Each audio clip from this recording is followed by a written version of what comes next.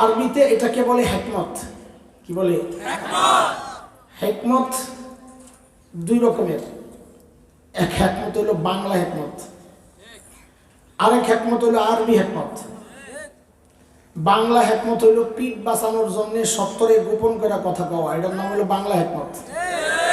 করে সত্য গোপন, কয় হিকমতের জন্য চুপ আছি, আসলে পিঠ বাঁচানোর জন্য সত্যকে গোপন করা, এটার নাম কি? বাংলা হিকমত। কিরে? আর আরবি হিকমত যেটা অনেক বড় নিয়ামত। আল্লাহ বলেছেন এই সম্পদ আমি যাকে দিয়েছি তাকে সমূহ কল্যাণ দিয়েছি। ইউতিল হিকমাতা মান ইয়াশা ওয়া মান ইউতাল হিকমাতা ফাকাদ উতিয়া খায়রান কাসীরা। ওই হিকমত কাকে বলে? যেখানে যা দরকার সেখানে তা করা, তা বলা, তার নাম হইল আরবি হিকমত। যখন যা প্রয়োজন তা বলে দেওয়া, তা করে ফেলা। দরকার যুদ্ধ, এখন দরকার জিহাদ, কথার কথা। ওই সময় ওয়াজ করা, এটার নাম হিকমত না।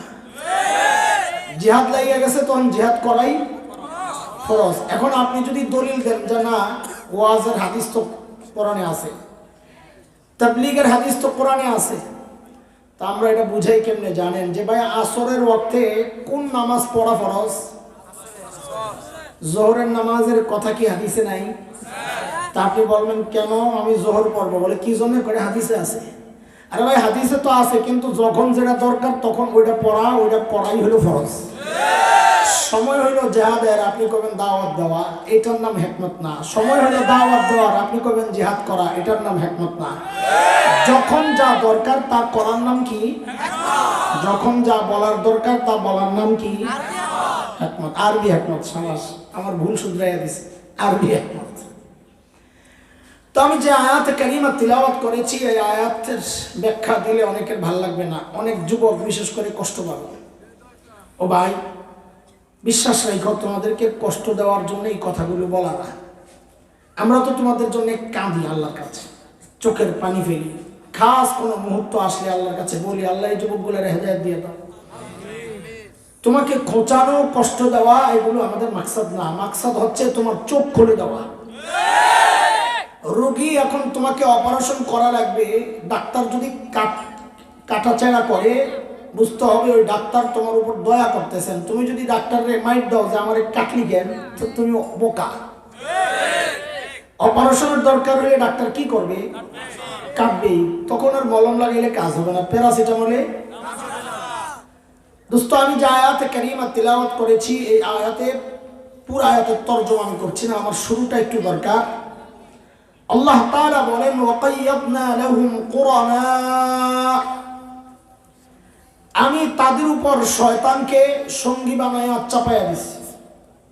শয়তানকে চাপায়া দিছি। শয়তান, অন্য আয়াতে ব্যাখ্যা আসছে আল্লাহ শয়তান কার উপর চাপান।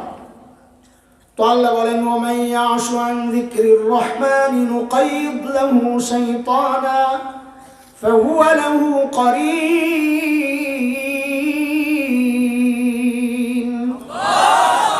আল্লাহ বলেন যারা জিকির ছেড়ে দেয়, যারা আল্লাহর নাম নেওয়া ছেড়ে দেয়, আল্লাহর হুকুম মানা ছেড়ে দেয়, ইবাদত ছেড়ে দেয়, আল্লাহ বলেন আমি তাদের উপর শয়তানকে চাপায়া দিই। তখন শয়তান কি কাজ করে? শয়তান কি কাজ করে? আল্লাহ বলেন ফাযায়্যানু লাহুম মা বাইনা আইদিহিম ওয়া মা খালফাহুম। তখন শয়তানের কাজ হচ্ছে শরীয়ত বিরোধী কাজগুলোকে সাজায়া শোভনীয় করে, সুন্দর করে, নতুন নতুন স্লোগান লাগায়া, চটকদার কথা লাগায়া এগুলাকে বাজারজাত করার চেষ্টা শয়তান তখন করে। আল্লাহ বলেন হারাম, এরা বলেন এটা আধুনিকতা, নাম পাল্টাইয়া দিচ্ছে। দেখছেন? উদাহরণ দিলে আপনি বুঝবেন এই সমাজের কথা এগুলা। আপনারা তো এই সমাজের কথা শুনতে চান না। আপনাদের কাছে ফেভারিট ওয়াজ হচ্ছে কবরের ওয়াজ, আসমানের উপরের ওয়াজ। এই মাঝখানে রিস্কি আলোচনা, এগুলো করা যাবে না, শোনাও যাবে না। আরে সুবহানাল্লাহ, হুজুর কত সাহস। কিন্তু দরকার এই দুইটার মাঝখানের ওয়াজ বেশি। থাকেন এই সমাজে কবরের ওয়াজ তো লাগবেই, কিন্তু কবরে কি করলে আযাব হবে ওগুলো আগে জানাই দিব না আপনারে। ওইটা শুনতে চায় না, কবরের ওয়াজ করে। অদুস্থ শয়তানকে আল্লাহ তাআলা দুনিয়ায় পাঠাইছে। আচ্ছা, আরেকটা কথা আগে বলিনি, তাহলে বুঝতে সহজ হবে ইনশাআল্লাহ।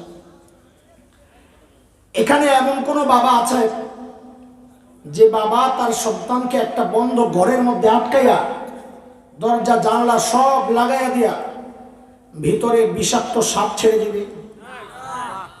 একজনও নাই। এটা সম্ভব? যদি কোনো বাবা করেন বুঝতে হবে তিনি পাগল, অসুস্থ। সুস্থ বাবা এই কাজ করতে মা বলেন তো, আল্লাহ তাআলা আমাদেরকে বেশি ভালোবাসেন না আমাদের বাবা মা? হাজার কোটি গুণ বেশি। কত কত কত? কারণ আমার মা আমার চোখ বানাইছে, কান বানাইছে, জিহ্বা, হাত পাও, কিছুই বানান নাই তো মার মায়ার কতটুকু পেটের মধ্যে ধারণ করেছেন, লালন করেছেন, এই তো। কিন্তু আমার আল্লাহ আমার চোখ বানাইছেন, কান বানাইছেন, নাক বানাইছেন, সব বানাইছেন আল্লাহ। কত মায়া করেন আমারে। দরজা জানলা আটকায় আমি গোপনে গুনাহ করি, আল্লাহ কি মায়া করেন, ওই দরজার চিপা দিয়া নিচে দিয়ে আমার জন্য অক্সিজেন পাঠাইয়া দেয় যদি আমি মারা যাই। হায় হায় হায় হায়, কি মায়া মালিকের। এত মায়া সত্ত্বেও আল্লাহ তো ওই কাজটাই করলেন যে এই বন্ধ দুনিয়ার ভেতরে আমাদেরকে ছেড়ে দিয়ে শয়তান ঢুকায় দিলেন। বুঝেন না এই কথা? মার পক্ষে বাবার পক্ষে বন্ধ রুমের মধ্যে বিষাক্ত সাপ দেওয়া এটা অসম্ভব। তাইলে এই বন্ধ দুনিয়ার ভেতরে আল্লাহ আমাদেরকে এত ভালোবাসেন, তারপরেও বিষাক্ত শয়তান কেন ছেড়ে দিলেন? প্রশ্ন জাগে কি জাগে না?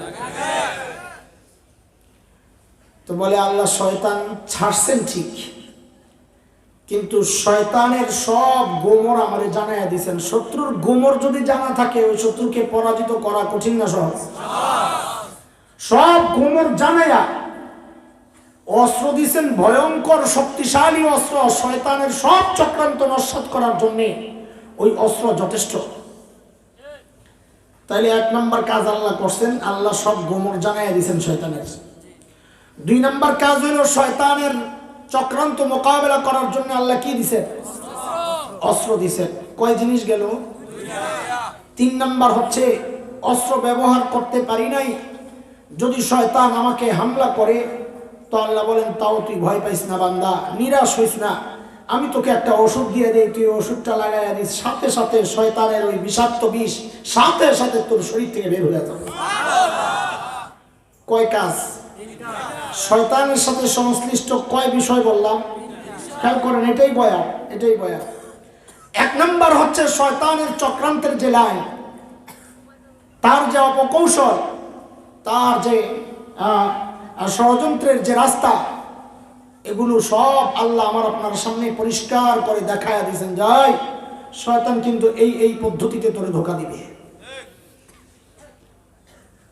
গোয়েন্দা পাঠায় না শত্রু শিবিরে, জাসুস বলে আরবিতে, গোয়েন্দা গোয়েন্দা এজেন্ট। এরা যায় কি করে, শত্রুর অবস্থানটা নিজের দলের কাছে পাঠায় দেয়, যে কোন সোজা কামান ফিট করছে, কোন জায়গায় কতগুলো সৈন্য আছে, কোন জায়গায় বারুদ আছে, এগুলো সব যখন শত্রুর হাতে থাকে, বলেন তো শত্রু যতই শক্তিশালী হোক তাকে মোকাবেলা করা কঠিন না সহজ? ওই বারুদের গোডাউনের মধ্যে একটা বোম মেরে দিলে তো সব কাম শেষ। তা আল্লাহ শয়তানের সমস্ত চক্রান্তের যে ধারা প্রক্রিয়া সব আমাদেরকে ক্লিয়ার করে জানায়া দিয়েছেন, আয় আয় শয়তান কিন্তু এইভাবে এইভাবে তোর ঢোকা দিবে। তখন তোকে আমি অস্ত্র দিয়ে দেই, ওই অস্ত্র দিয়ে তুই মোকাবেলা করবি। দুই জিনিস, মোকাবেলা করতে পারস নাই, দিছি পারস নাই, তাও তুই নিরাশ হইস না। কেন? বলে আমি তোরে একটা ওষুধ দিয়ে দিলাম, তুই লাগাইয়া দিস, ওই বিষ শয়তান, বিষাক্ত শয়তানের কামড় সাথে সাথে ভালো হয়ে যাবে। বলে আল্লাহ তারপরেও দিলেন কি জন্য? না দিলে তার এত কারবার লাগতো না। ঠিক নেই না? এটা জাগে না আপনার মনে? জানলা শয়তান না দিলে কি তো, আপনি যেহেতু এত মায়া করেন তো শত্রু দেওয়ার দরকার কি ছিল? তো অনেক জবাবের শয়তান আল্লাহ কেন পাঠাইবে? না পাঠাই তো আমাদেরকে দুনিয়া থেকে ঘুরে নিতে পারতেন। তো আল্লাহ বলেন যে না, আমি তোমাকে অনেক বড় নিয়ামত দিব, পুরস্কার। ওই পুরস্কার জেতার জন্য শক্তিশালী শত্রু পরাজিত না করলে তুমি কিসের ভিত্তিতে পুরস্কার পাইবা? আর শত্রু যত শক্তিশালী হয় তাকে পরাজিত করার মূল্য তত বেশি হয়। ছোট দলরে হারাইলে রাস্তাঘাটে মিছিল হয়। কোনোভাবে যদি একটু অস্ট্রেলিয়ার আর ভারতে হারে তারে, আরে আমি টিএসসির কাছে থাকি, আরে কি যে করে বলবেন, রাত্রে এলাকায় যাওয়া যায় না, ঠিক নেই? কারণ শত্রু শক্তিশালী, হারানোর মজাও তত বেশি। শয়তান এত শক্তিশালী শত্রু, তাকে পরাজিত করব আমরা কেন? আল্লাহ বলেন পুরস্কার রাখছে যে বড়, ওই বড় পুরস্কার নেওয়ার জন্য ছোট শত্রুকে পরাজিত করলে হবে না। বিশ্বকাপ জিততে হইলে তোমাকে ওই বিশ্বকাপ চ্যাম্পিয়ন হওয়ার মতো আরেকটা দলরে হারাইতে হবে। আল্লাহ তারপরও না দিতেন, ওই যে মামুর বাড়ির আবদার একটা কথা আছে, আল্লাহ তারপরও না দিতেন। আপনি এত মহব্বত করেন তা আল্লাহকে, আরে তুই বুঝলি না, তুই বুঝ। আমাদের বড়রা কি সুন্দর ব্যাখ্যা বের করেছেন, শুনে ছোটবেলায় একটু একটু খেলতাম আমরা, ঢাকায় পড়ছি তো, ঢাকার পোলা। আমি তো গ্রামের থেকে আসি নাই, আমার বাবা আমার জন্মের 40 বছর আগের থেকেই সায়েন্স ল্যাবরেটরি। আমরা পুকুর, ওই পুকুর সায়েন্স ল্যাবরেটরির পুকুরে আমি গোসল করছি, বাঁশ ঝাড় এগুলো দেখছি, এমন তো চিন্তাই করতে পারি না। তো সেই হিসাবে একটু খেলাধুলা করতাম, পাশে মাঠ আছে খেলতাম, কিন্তু লেখাপড়া 1 নম্বর সারা জিন্দিগি।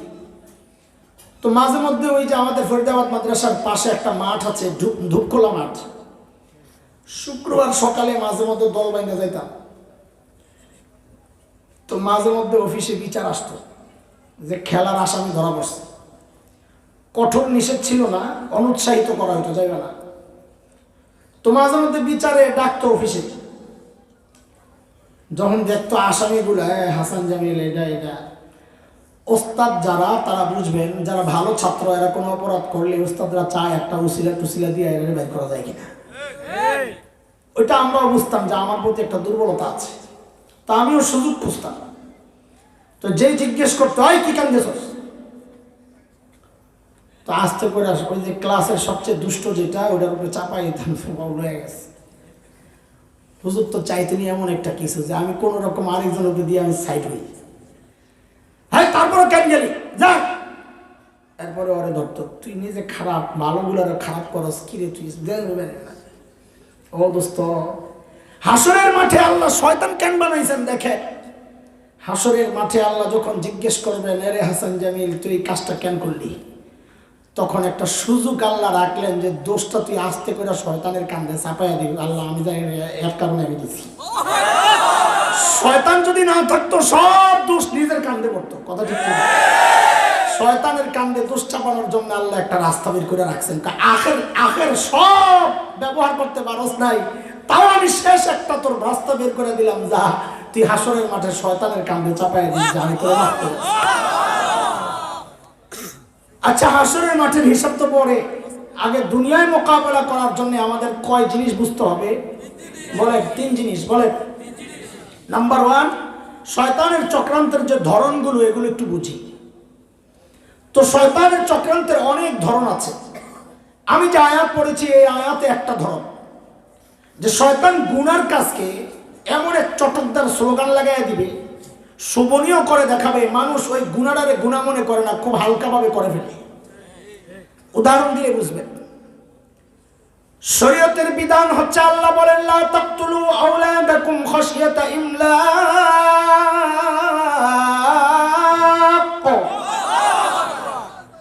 আল্লাহ বলেন দারিদ্রতার ভয়ে সন্তান হত্যা করা যাবে না।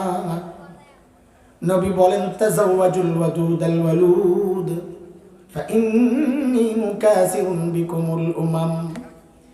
এ আমার উম্মত, বিয়ে করবা 2 শ্রেণীর নারীকে, 2 স্বভাবের নারীকে, 2 শ্রেণী না 2 স্বভাবের নারীকে।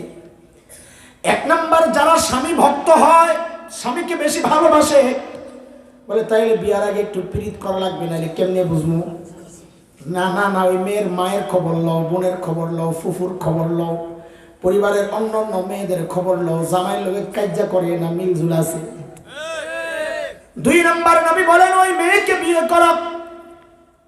আল ওয়ালুদ, যারা সন্তান বেশি প্রসব করে, ওই যে আপনাদের পিসা হুজুর কালকে বয়ান করে গেছেন না, ওনাদের পরিবারের মেয়েদের অনেক বাচ্চা হয়, এটা আমাদের এলাকায় জানা আছে সবার।